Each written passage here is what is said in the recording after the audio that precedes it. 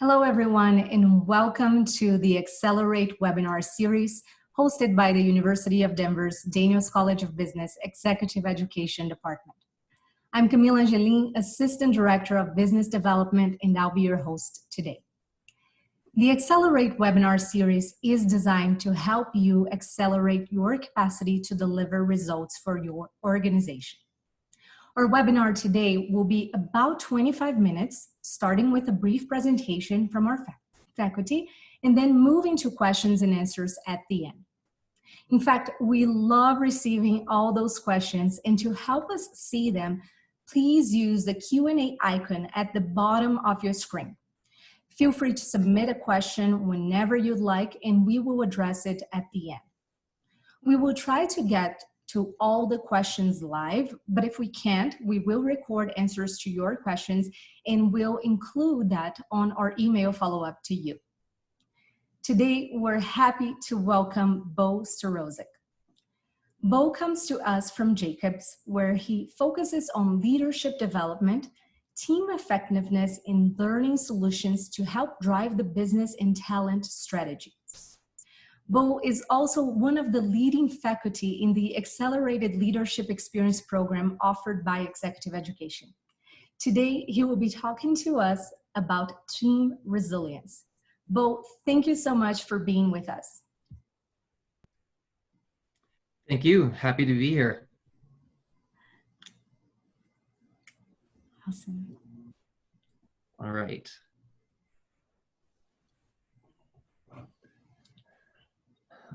All right, is the presentation coming through okay? It is not yet, but it does say that you started screen sharing. There it is. We can see it now. Thank you. All right, awesome. Well, thanks, Camila. Happy to be here and excited to talk about team resilience today. So when we talk about team resilience, right? Resilience in itself can have so many meanings when we talk about personal resilience, emotional, or business resilience, city resilience, things like that.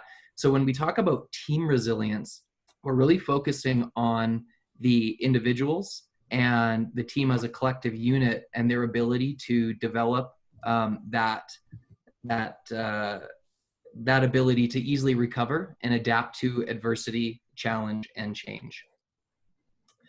So, and when we talk about resilience, it's not just about the toughness, right? It's not just about our ability to always power through and overcome. There's absolutely a more graceful, compassionate side to it, a vulnerable side to resilience that we need to be aware of in order to really achieve that outcome resilience that we're looking after or we're looking for. So with that, we're going to look at resilience through a couple different lenses. So the emotional side of resilience, the intellectual side of resilience, and then collectively what that looks like for your group as a team. And so in order to do that, we're going to walk through a couple different steps. First, we're going to talk about fostering connection and supporting your people. Then how to effectively align your team. Then how, as a leader, you can leverage the talent and maximize the effectiveness of your team, the individuals, and again, the collective unit, and then finish up talking about developing those future skills.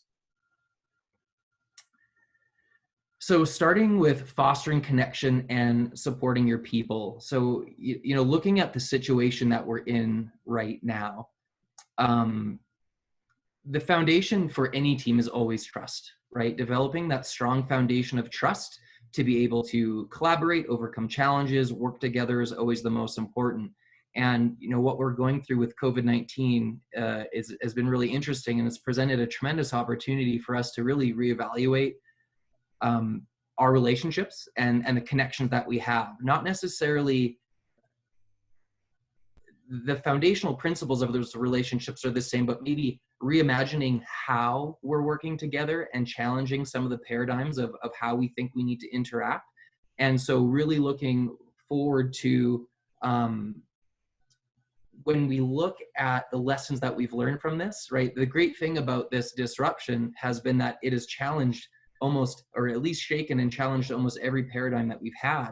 And so we really need to look at what are the lessons learned here? What can I do differently and apply that going forward? So again, while the way that we are interacting or are being forced to collaborate and work together has changed, the principles stay the same. And so number one, getting to know your people as a leader and building that connection within the team is really important. So, I'd ask all of you, how are you making time to create those connections today? Making time for those personal discussions that's not always just focused on work.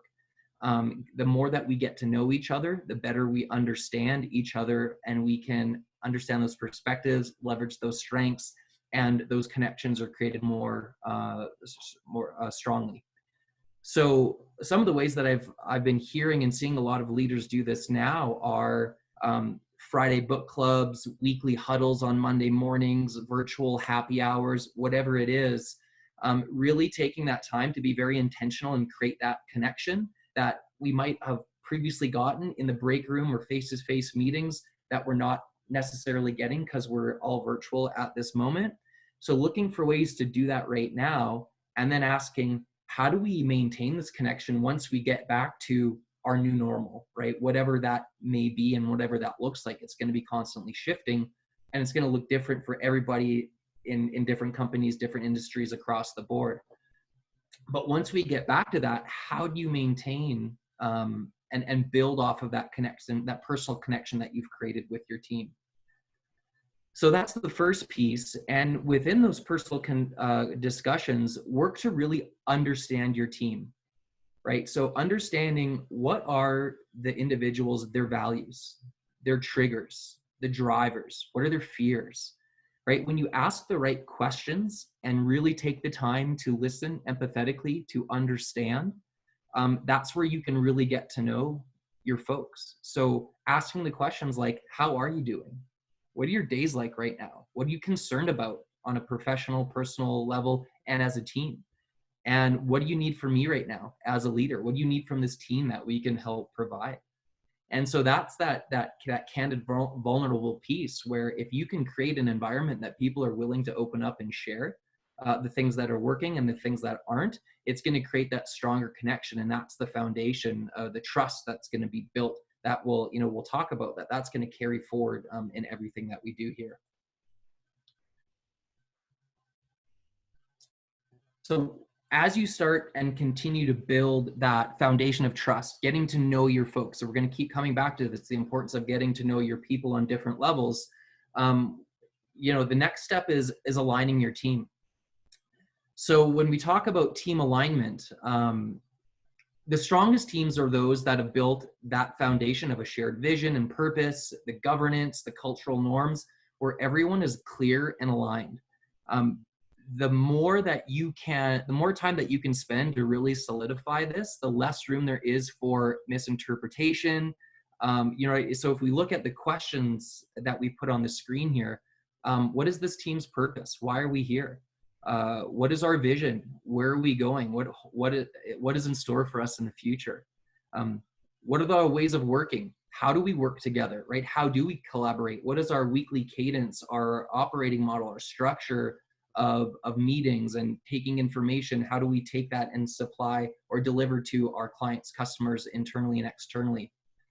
What are the communication styles and preferences of the team? So both individually, we each have our own ways of preferences of taking information. We each have our own preferences for what information we think we need in order to be able to make effective decisions. And that's going to be different for everyone. So understanding that for your individuals and then coming to an agreement as a collective unit is really important. The role clarity and interdependence of how we operate together. And so when we think about not just the boxes on the org chart, but think about the white spaces in between those boxes, right? Those are where the cogs are of the machine. So how does that all work to make that organizational structure effective? And then the values are, how do we behave, right? What are the values we have as a team and in how we interact, how we treat each other, how we work together? So if you were to ask these questions of your team, you want everyone to be giving aligned, similar answers. If you were to pose these questions to your team and you're getting different information, then there's misalignment there. And that misalignment causes the potential for dysfunction down the road. And it's not always going to be perfect. We're not saying everyone has to think exactly the same. Actually, the best way that you can do this is to build this with your team together, right? To get those diverse perspectives, to be inclusive of everyone. And when you build something together as a team, your group is going to be more bought into it as well. And they're going to be more likely to be committed to the process going forward. So, you know, this classic chartering sort of process I've done a lot with teams, and it can be anywhere from half day to 3-day sort of workshops, depending on the size and complexity of the team. So thinking how you can do this now, this doesn't have to be in a 3-day session all in one go. Sometimes you can create some really fun dynamic activities and team building through that type of process. But even thinking about how you can do this in chunks right now, setting time aside to have these conversations with your team, especially on a ongoing cadence. So maybe every 6 months to a year, as strategies shift and change, or we're thrown into a global pandemic, it's a good time to realign around this. Or new team members come in, shifts in company strategy, whatever it may be, establishing a regular cadence to revisit this helps keep that team foundation in place and to make sure we're aligned and moving in the same direction together. So, and a lot of these are going to be done in parallel. So, and we'll come back to this chartering piece in a second here, but then as we move into understanding how to really leverage the talent in your team to make it as effective and as strong as possible. So we already talked about getting to know your team on a personal level. You also need to get to know the talent on your team. So spending time with each person to understand what are their strengths, what are their areas of development, their passions, their goals. So on one end, you want to get their perceptions of what they think that is. And as a team leader, you need to be doing your analysis of how that's coming across, right? Intention versus perception is key.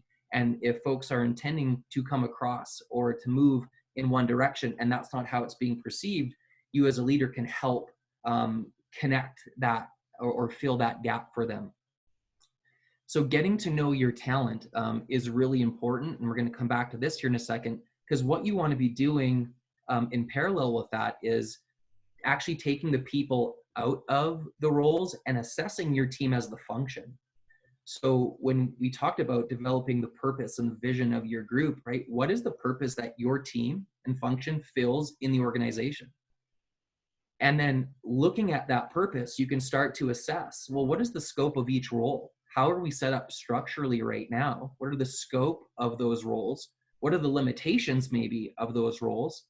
And then what are the skills needed to be successful in those roles, no matter who's filling it? And then you can start to do an analysis of, well, how is the structure of your team set up? Is it set up in the best way possible to deliver on the need that your team has been tasked with in the organization? Then you can bring the people back in and start to look at, well, how well does your current staff fill those roles?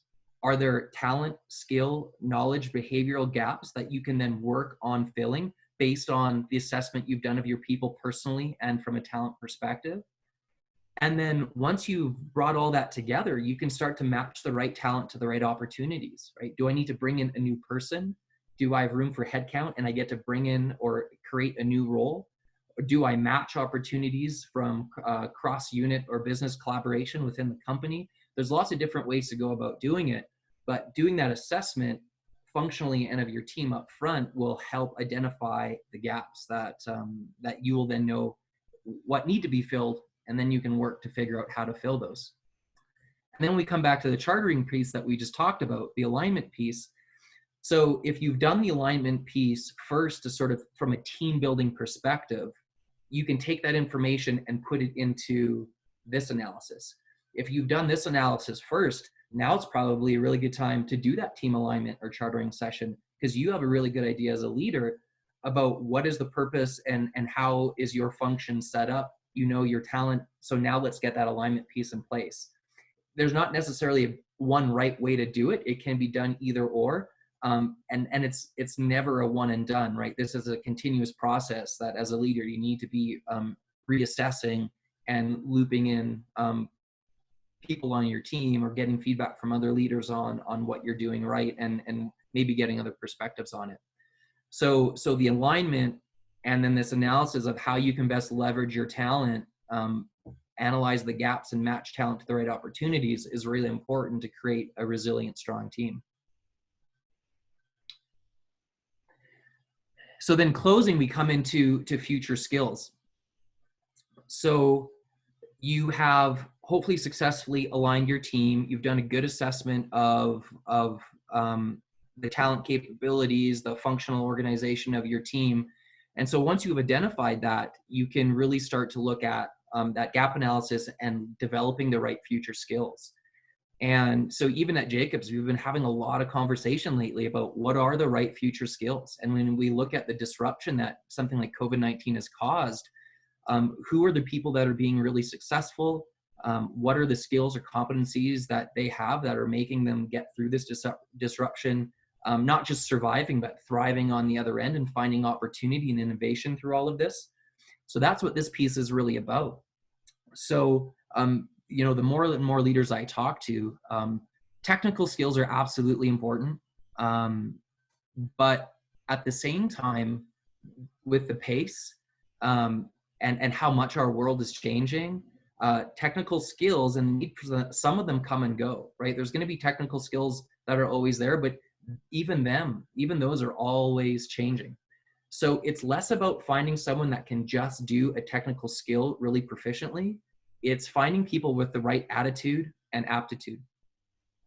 So when looking to bring folks into your team, a lot of leaders, what they talk about is looking for those things that you can't teach, right? So you can teach a certain skill set, but when people can bring that special sauce, that underlying talent to something that you just, that brings a whole nother level to your team. And then with that thirst for lifelong learning and continuous learning is so important because of the world that we're in. If we have people that have sort of a finite skill set or are stuck in their ways and unable or unwilling to take on more, learn more, develop more, then we're just not going to survive, right? So when we're looking in that talent, whether it's bringing new talent or developing your existing skill set within your team, it's looking for that thirst and that hunger and that ability to continuously learn and develop. That's really important. So that's more on that individual level. And where that comes in from a team perspective is the team as a whole needs that ability to continuously be agile, be able to adapt, be flexible, learn, develop, and grow. And so developing this culture of innovation and collaboration becomes really, really important. So our brains use routines and paradigms to make sense of the world, right? And it's really beneficial, so we can create little shortcuts and map to things so we can make quicker decisions. But at the same time, if we're not careful, that leads to things like unconscious bias, where we get stuck in the same loops, patterns, ways of thinking. We have blinders on that we don't even know are there. And sometimes even the bias is conscious and it's still hard to overcome. And those can be real killers for innovation, new ways of thinking, or seeing solutions that are right in front of us, because we're so stuck in our ways. And so again, this disruption from COVID-19, as you know, there's horrible things that have happened from it. But from a business side, there's so much good in the fact that it is breaking down paradigms and forcing us to rethink and reimagine. There's going to be so much cool innovation that comes out of this, if we pay attention and if we are very intentional about becoming aware of it and then leveraging that. So ways that you can do that within your team is making time to ask these types of questions. So what if, right? This question gives us permission to explore possibility. How might we? This question enables us to take those ideas that we've explored and develop them further. So what if we try X, Y, Z? Oh yeah, that's a good idea. How might we do that? What would that look like? Just to start to explore and develop it a little bit further. Yes and has always been one of my favorite. We hear this all over the improv innovation space. taking no out of your vocabulary, out of your team's vocabulary, and taking yes, but out of your vocabulary, because yes, but is also another way of kind of saying no. It allows us to intake ideas and then build off of them. It doesn't mean that we're going to ultimately say yes and go with every idea that comes our way, but it just changes the approach that we take to exploring possibility. Yes, that's a good idea. And what if we tried this on top of it? And what if we tried this as well? It just allows us to build off of ideas in a whole new way rather than just saying no or yes, but idea killer, right? So developing that culture within your team is really important. Asking why is all about capturing the value of those ideas. Well, why would we do that? What problem does it solve? What solution does it bring? Not to challenge it in a negative way, but to truly explore what is the right value capture of this idea. What's stopping us is a great question, because it allows us to assess, well, why hasn't this been tried before? What roadblocks exist out there that we need to think about? Or what old paradigms are we using in our own minds that are stopping us, that if we broke down, we would get out of our own way and allow us to pursue this? So all that comes into then, how do we experiment with that? How do we try some of these ideas out, put them into action, try it quickly, fail fast, and then try again, adapt and try again from what we've learned? So if you can create this culture within your team, it prevents, and this is team culture, this is business culture, it prevents us from turning into the Blockbusters or the taxi services that never stop to ask what if and analyze these industry changing shifts. And maybe it's not on an industry level, maybe it's on a team level, but the more and more that we can do that, the more we can explore, well, what value can we provide to the organization as a unit, as individuals, to fill those opportunities for the individuals and as the team as a whole. So I've always loved this quote when thinking about this, right? The real voyage of discovery consists not in seeking new landscapes, but in having new eyes. So really challenging ourselves in everything that we're going through, in everything that we are learning from this disruption. What can we learn from it? How can we take that forward and leverage it into new possibility?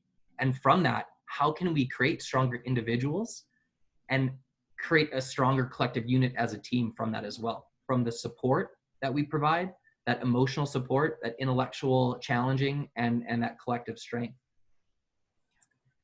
So to wrap this up and bring it all together, being a resilient team at the end of the day is about developing those individuals and the collective group to be more agile and change ready. We hear this all the time, that the pace of change is never going to be slower than it is today. It's only going to increase, right? Both in scope and pace. And the right skill sets that we need to develop are for people to have that right support system, to be strong emotionally. That personal resilience, it's a muscle that needs to be developed. So when individuals have that support from their leader and their team, they're more willing to offer that same support to each other. And so it's not about being bulletproof, it's about being honest and vulnerable, asking for help when needed, and lending a hand when able.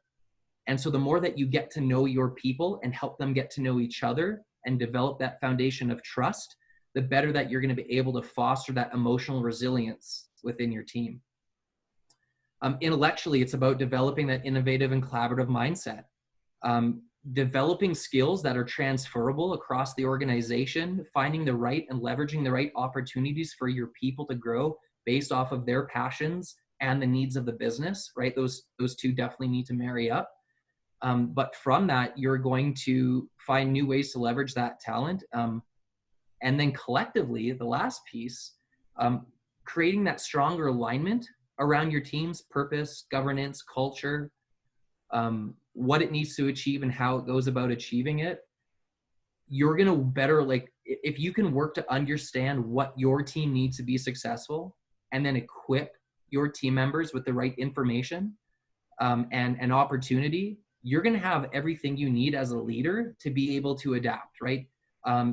Whether that's new team members coming and going, changing in priorities, budget cuts, whatever it might be, the stronger foundation you have, and the more often you're doing this analysis, the more information you'll have to be able to shift and adapt. And then from that, you yourself, your individual team members, and the collective unit become more employable, right? Because you have a larger range of skill sets that can be utilized in various parts of the organization. And this isn't the first disruption that we've gone through. It's certainly not going to be the last.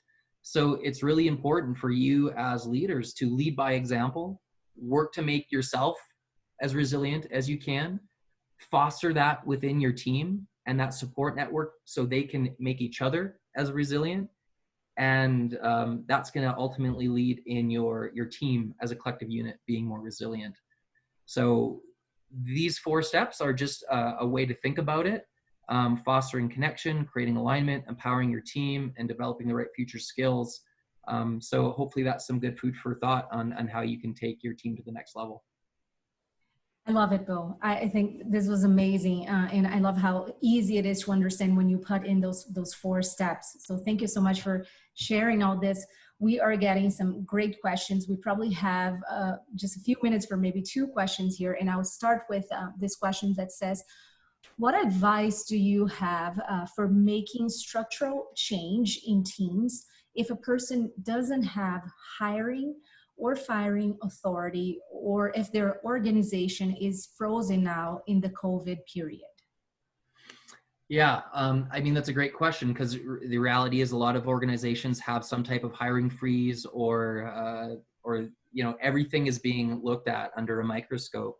So I think at the end of the day, and really the best organizations, the leadership, the teams are doing this, is they're reevaluating their current strategy based off of what this disruption has caused, and looking for the areas that we need to adapt, right? Where is our strategy spot on, and where do we maybe need to shift a little bit?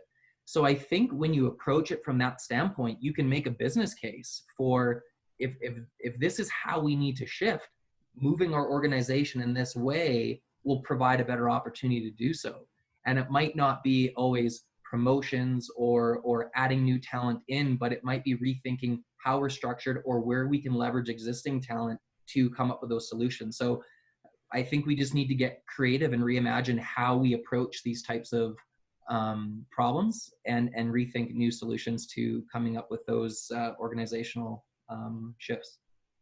Perfect. We do have one more question here that I would like to address. Is from an anonymous attendee. And they're asking, how would you approach change-resistant employees or difficult personalities to be more engaged in the new team environment and contribute to the resilience of the team? Yeah, fantastic question. I mean, that always, so much of that comes back to getting to know your people, because you have to understand the why behind it, right? To me, that sounds like a really great coaching conversation. And so understanding why people are having their resistance, right? Again, if you know what drives people, what their fears are, you can get a better idea of this. But in their mind, they're rationalizing their resistance to this engagement or this change. And so we need to understand what their reality is, what that perspective is, so we can help them either overcome that or find that solution on their own, right? But we need to be able to really understand and empathize where they're coming from, why they're thinking that way, and what's causing them to feel that way, so we can help them make that next step. And it's really hard to go beyond that without knowing the specifics of the situation. But I think you need to have that coaching conversation and really try and understand what's driving that person. Yeah, I love it. We have a lot of other questions. I would love for us to continue here. We do have to wrap it up, and then we'll get back to you with your questions after this webinar. And again, Bo, thank you so much for being with us today and for bringing in such great content. For everyone else, if you like this webinar, please join us again in 2 weeks. We'll be back on Thursday, May 28th, where Amy Phillips will be with us to talk about the importance of data visualization. And then on Thursday, June 11th, we will host Ashley Brooks on engaging across differences. And if you like what Bo shared here, you have to learn more about the Accelerated Leadership Experience, where Bo is one of the main faculty. ALX is our leadership program designed for managers who are looking to become successful and fulfilled leaders, and it will be taking place late August this year. We will be following up with an email with more information on that and key resources from this webinar. Once again, thank you for joining us today. We hope you gain new insight that will accelerate your impact in your community, your organization, and the world. From the University of Denver, Daniels College of Business, Executive Education Department, we look forward to seeing you again on the Accelerate webinar series. Thank you.